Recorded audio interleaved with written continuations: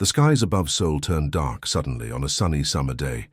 People looked up, confused by the strange shadows moving across the city.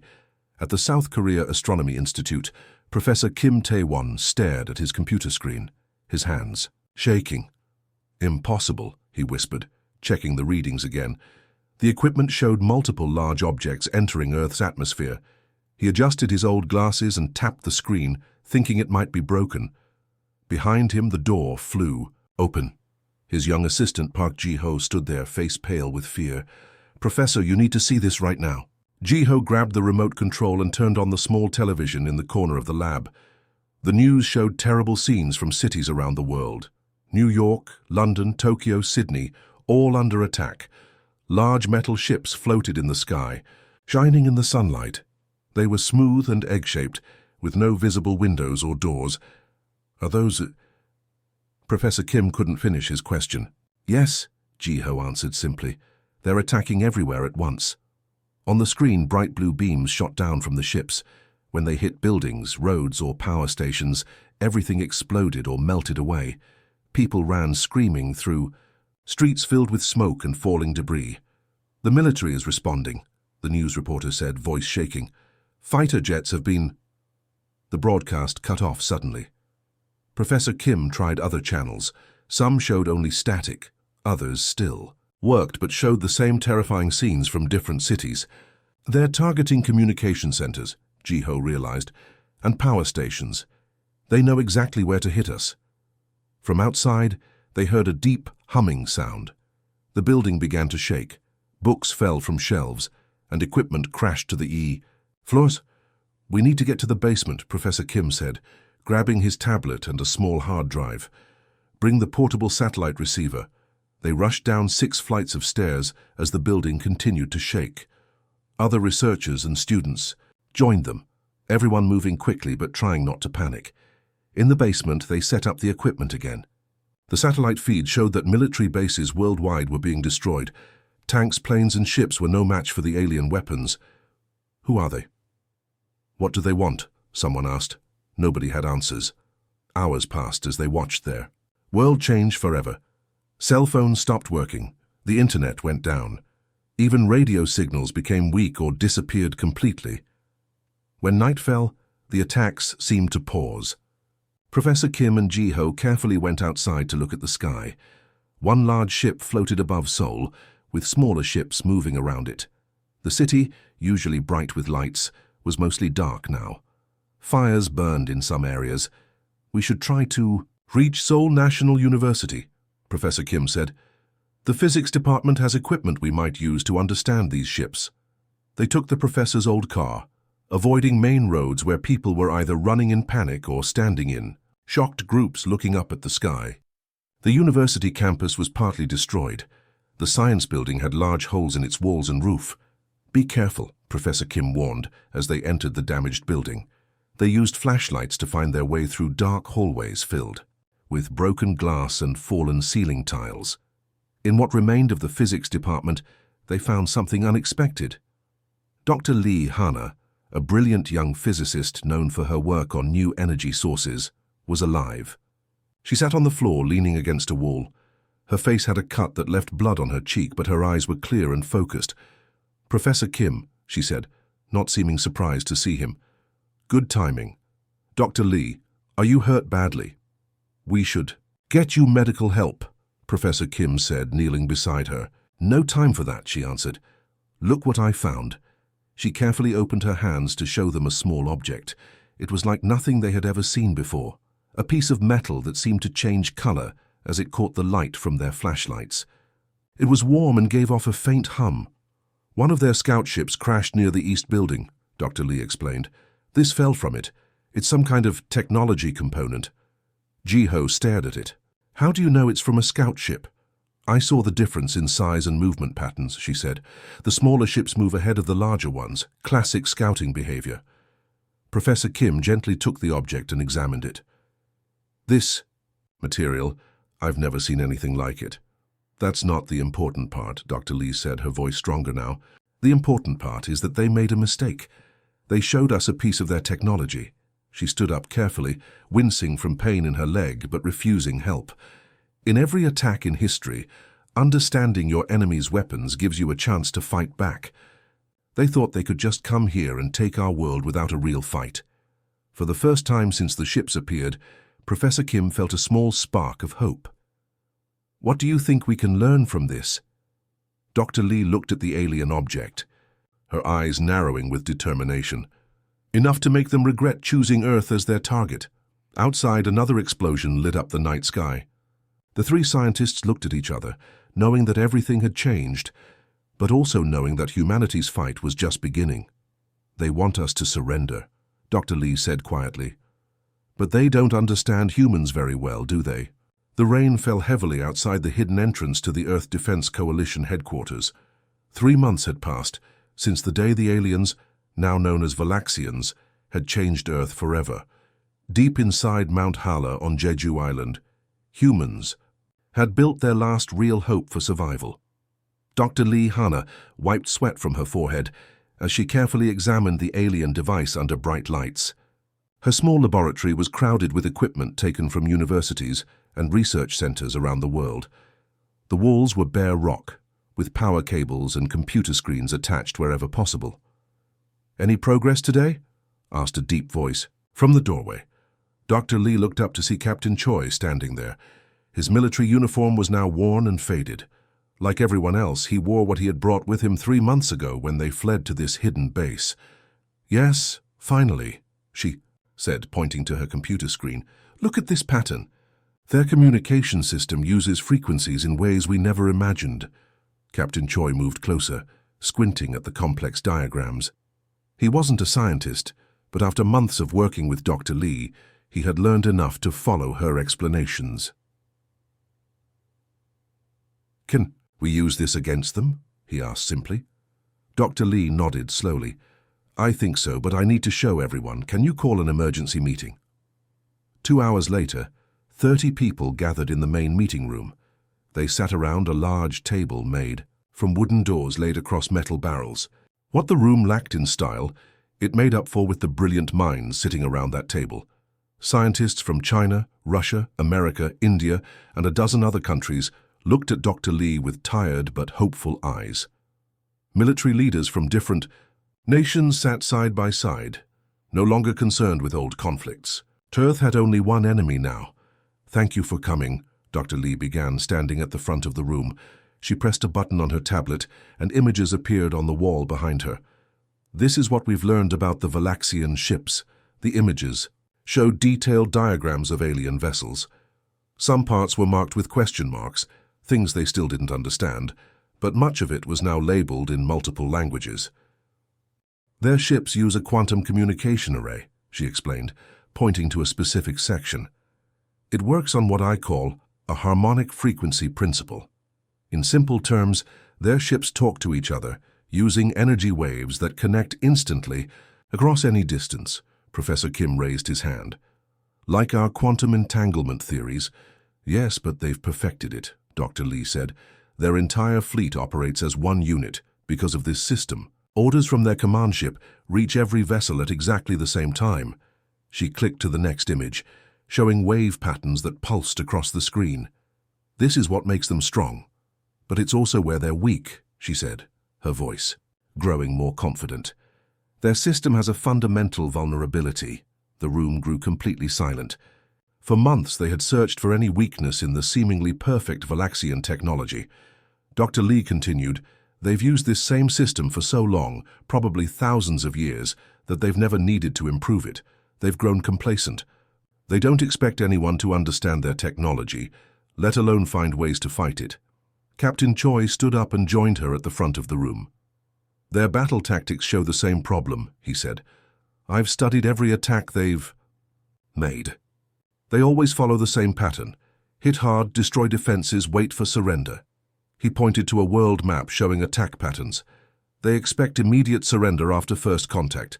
They've forgotten what it means to face an enemy who refuses to give up." A military general from Brazil leaned forward. "But we've lost most of our weapons. Our remaining jets and tanks barely scratch their ships. What can we actually do with this information?" Dr. Lee smiled for the first time in what felt like forever. "We can send a signal a specific frequency that will disrupt their entire communication system.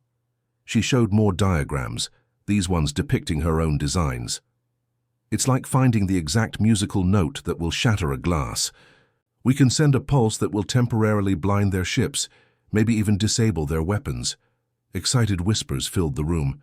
Someone asked, "For how long?" "I don't know exactly," Dr. Lee admitted. "Maybe minutes, maybe hours if we're lucky." "That's not much time," said a Russian scientist. "It's all we need," Captain Choi replied firmly. "If we coordinate properly, we can hit them when they can't hit back."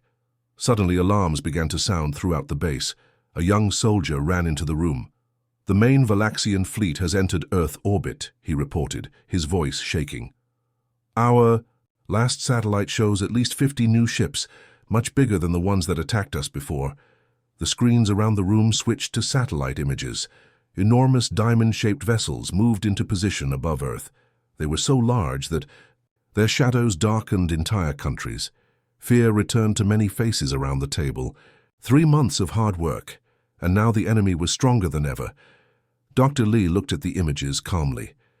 She picked up a small device she had built, the prototype of her signal disruptor.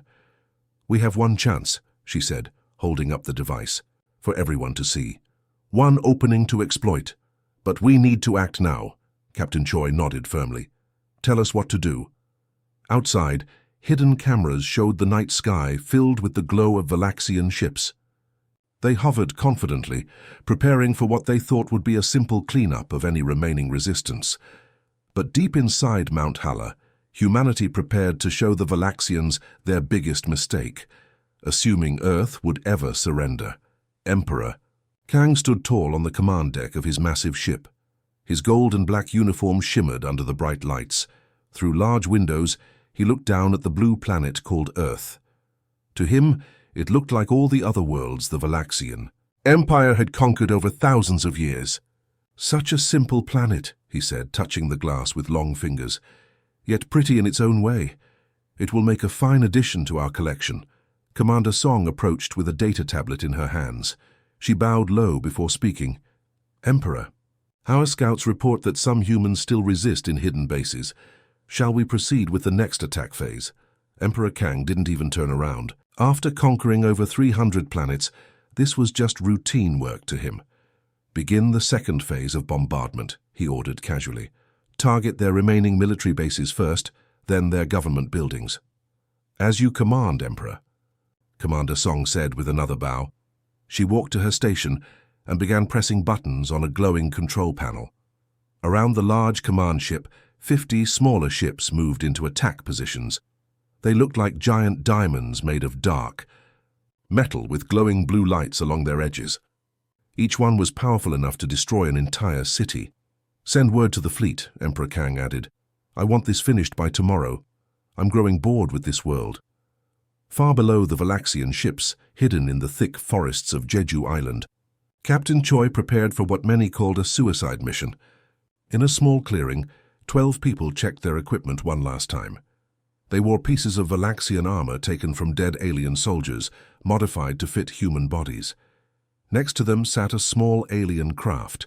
It was a maintenance vessel they had captured during a raid 3 weeks earlier. The ship was barely large enough for all of them, but it was their only chance to get close to the Valaxian command ship. "Is everyone clear on the plan?" Captain Choi asked, looking at each person in turn. They nodded silently. They were the best soldiers and engineers from countries around the world. Each had volunteered knowing they might not return. "Once we're inside their main ship, we'll have exactly 30 minutes to reach their central database," he reminded them.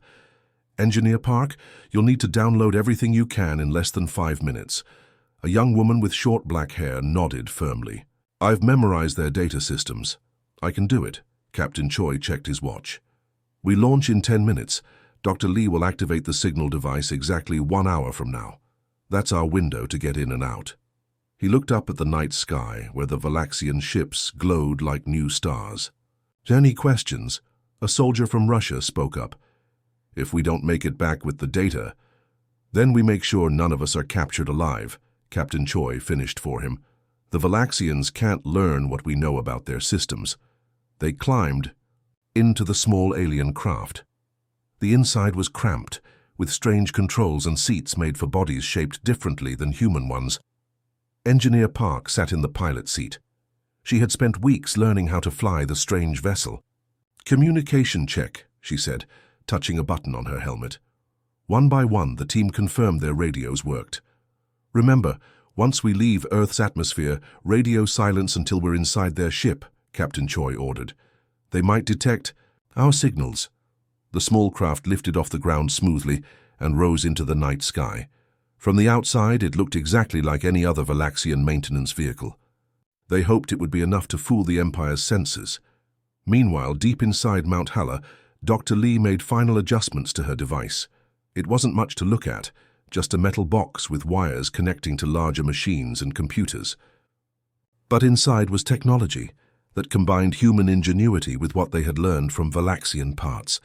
Professor Kim worked beside her, checking equations on a computer screen. "The signal needs to be exactly on their frequency," he warned. "Even a tiny error and it won't work." Dr. Lee nodded, her tired eyes focused on her work. She hadn't slept properly in days. "The calculations are correct," she said. "This will work." Around them, other scientists and military personnel watched nervously. Some prayed quietly, others just stared at screens showing the Valaxian fleet moving into attack positions. "Captain Choi's team has left the atmosphere," someone reported. "They're approaching the fleet now." Dr. Lee looked at the clock on the wall. 53 minutes until signal activation. In space, the small maintenance craft moved slowly toward the massive Valaxian fleet. Inside, Captain Choi and his team sat in tense silence. Through the front window, they could see the enormous command ship growing larger as they approached. A voice suddenly came through their communication system, speaking in the Valaxian language. Engineer Park responded, using phrases they had learned from captured communication devices. She kept her answer short, using the access codes they had discovered. Long seconds passed. Captain Choi held his breath. Then the voice responded, and a path opened up for their small craft. They were being allowed to approach the main ship. "They think we're a regular maintenance crew," Engineer Park whispered. They flew toward a small opening in the side of the massive command ship.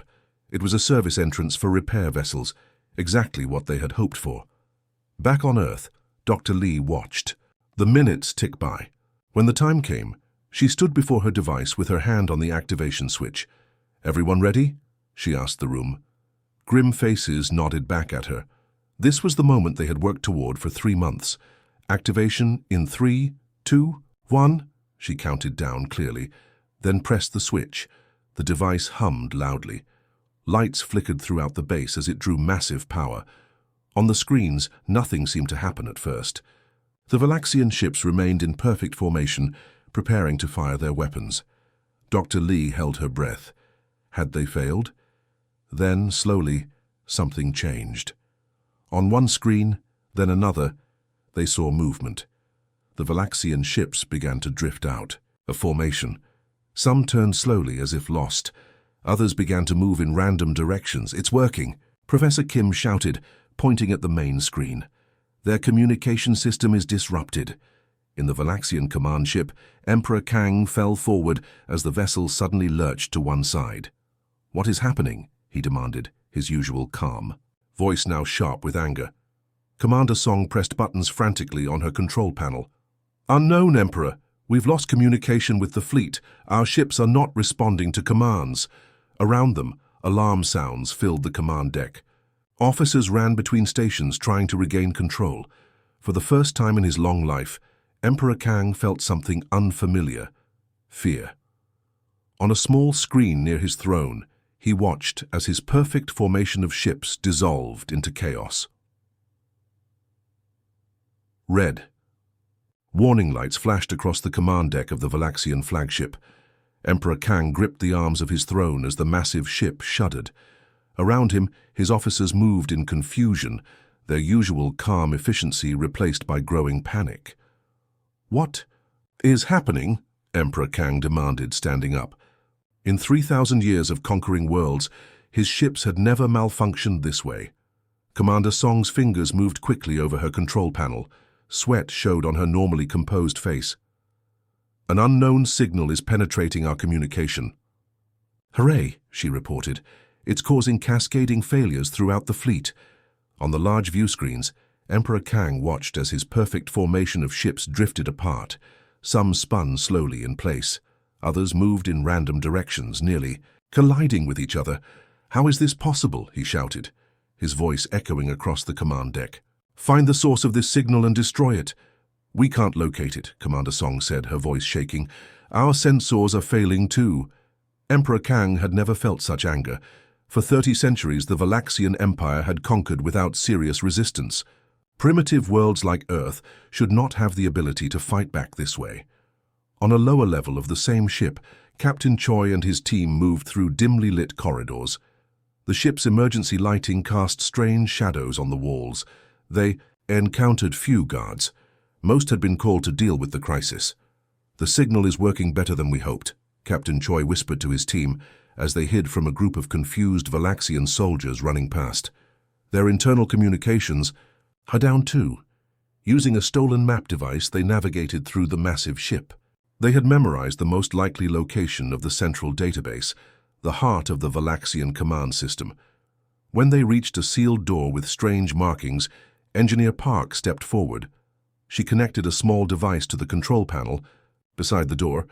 "This should work," she said quietly, typing commands into her device. "Their security systems are designed to keep out enemies who don't understand their technology." The door slid open with a soft hiss. Inside was a large round room filled with glowing blue columns. Each column contained swirling patterns of light. The key: stored data of the Valaxian Empire. "Secure the room," Captain Choi ordered. His soldiers took positions near the door and at key points around the room. Just as they got into position, 3 Valaxian guards appeared at the doorway. They were tall, with silvery skin and 4 arms each. They carried weapons that looked like curved metal rods. The battle was brief but intense. The human soldiers fired their weapons, modified versions of Valaxian stun guns. 2 guards fell immediately. The third fired back, hitting one of the human soldiers in the shoulder before being taken down. "Get to work," Captain Choi told Engineer Park as he checked on the wounded soldier. "We don't have much time." Park connected her specially designed device to the central column. Lights flashed as it began downloading the Valaxian database. "This is incredible," she said, watching the information flow. Their entire empire, fleet configuration, star charts, weapons specifications, colony locations, it's all here. Captain Choi nodded. "Download everything. Dr. Lee will know what to do with it." Far from the command ship, Earth's remaining military forces launched their coordinated counterattack. Fighter jets flew from hidden bases around the world. They carried missiles designed by Dr. Lee's team, weapons created by combining human technology with what they had learned from captured Valaxian equipment. The jets targeted the weak points Dr. Lee had identified in the Valaxian ships. With their communication systems disrupted, the alien vessels couldn't coordinate their defenses. One by one, smaller ships began to fall from the sky. In the Mount Haller facility, Dr. Lee watched the battle unfold on multiple screens. Her signal device continued to hum, sending out the disruption wave that disabled the Valaxian communications. "It's working better than we calculated," Professor Kim said, standing beside her. "Their ships are completely disoriented." Dr. Lee nodded, but her eyes showed concern. "The effect won't last forever. They'll find a way to shield against it eventually." On the main screen, they watched as a Valaxian cruiser crashed into the Pacific Ocean. Cheers erupted around the room. Back on the command ship, Emperor Kang watched in disbelief as the first reports of destroyed Valaxian vessels came in. His golden skin had turned pale. "Impossible," he whispered. Then louder, "This is impossible." Commander Song approached him cautiously. "Emperor, we've detected a security breach in the central database core. Unknown intruders are accessing our files." Emperor Kang stared at her, then at the screen showing his fleet in chaos. For the first time in 3,000 years, he spoke words no Valaxian emperor had ever said. "Prepare for tactical withdrawal," he ordered, his voice tight with anger and fear. "We will regroup at the Proxima base." The officers on the command deck looked at each other in shock. The Valaxian Empire never retreated. "Send the order," Emperor Kang continued.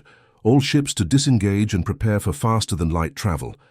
As the damaged Imperial fleet began its retreat, Captain Choi's team made their way back to their small craft.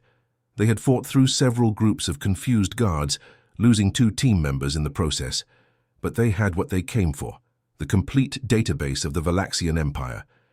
"Everyone move quickly," Captain Choi ordered as they reached their ship. "The signal won't keep them confused forever." They launched from the shuttle bay, just as the massive command ship began to move away from Earth. All around them, the remaining Valaxian vessels were retreating as well. 3 days later, in the Mount Hala facility, Dr. Lee stared at her computer screen in amazement. She had been working non-stop, analyzing the data Captain Choi's team had brought back. "I found something," she said, her tired voice suddenly energized. She called for Professor Kim and the others to join her. On her screen was a detailed map. Half-star systems. One point glowed brighter than the rest, a massive station orbiting a red dwarf star just 12 light-years from Earth. "This is their central communication hub," Dr. Lee explained, pointing to the glowing point. "Every order, every command throughout their entire empire passes through this station." Professor Kim leaned closer to the screen. "Can we reach it?" Dr. Lee nodded slowly. "With the ships we've captured, yes, I think we can, and look at this." She pressed a key, and the screen showed the detailed structure of the communication hub. "It's built on the same principles as their fleet communication system, the same vulnerability we exploited today." Her eyes were wide with a new understanding.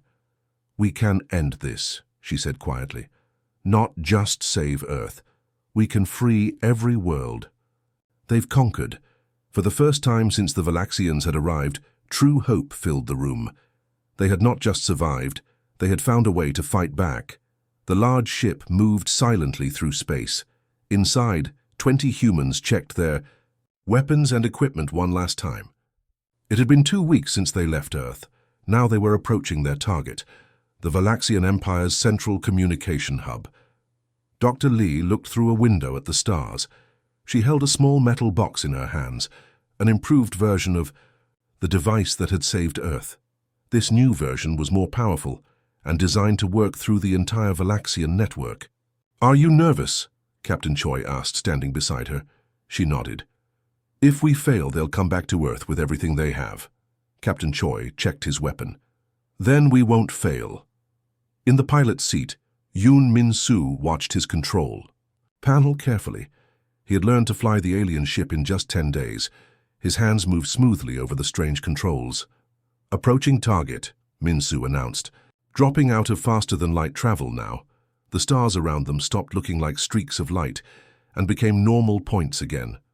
Directly ahead was their destination.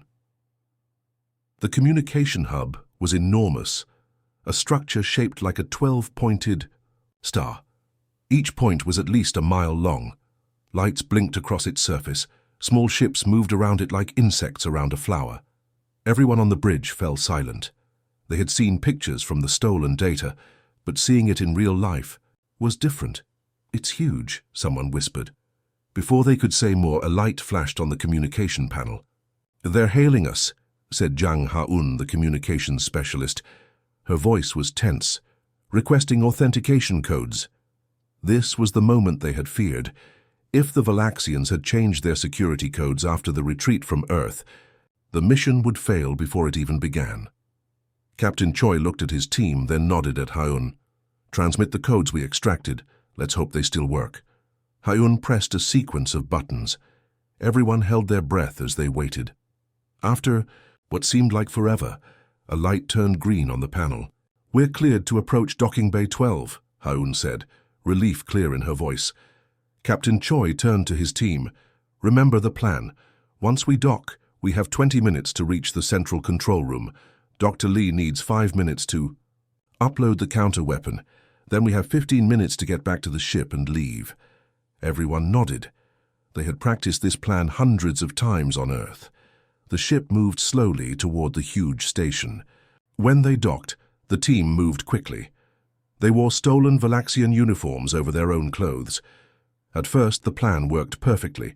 They moved through the station without raising alarms. but as they neared the central control room, a group of Valaxian officers spotted them. "Humans!" one of them shouted in his own language. The fight began immediately. Earth soldiers used their captured Valaxian weapons with skill. Bright energy beams filled the corridor. "Keep moving!" Captain Choi shouted over the noise. "Doctor, Lee, stay behind us." They fought their way forward, losing 2 soldiers in the process. When they reached the central control room, more Valaxians were waiting. The battle was fierce but short. Earth soldiers had trained hard for this moment. Soon the control room was secure. "Guard the doors," Captain Choi ordered. "Dr. Lee, you have 5 minutes."